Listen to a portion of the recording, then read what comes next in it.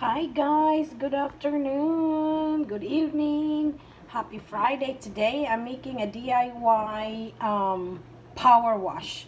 So I have all this empty bottle that I already have. See, I emptied already, and it's very simple. Very simple. All you need is Dawn.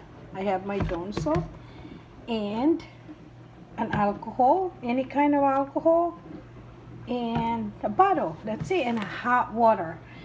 I did the last time, I did this one with a hot water. So, but this time I have a bunch of lemon that I drink every day, and I boiled it. I'm gonna use this water to my power wash mixture. But I already have one here, but this is no lemon in it. It just the soap.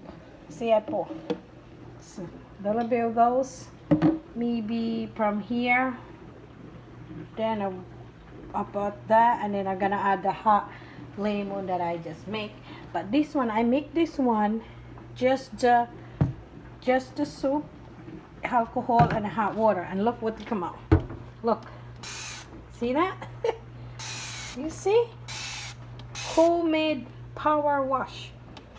Look, and it smells so good because it's just lemon, and I mean water, Dawn soup, and alcohol. This time I'm gonna put water that I boiled from my lemon.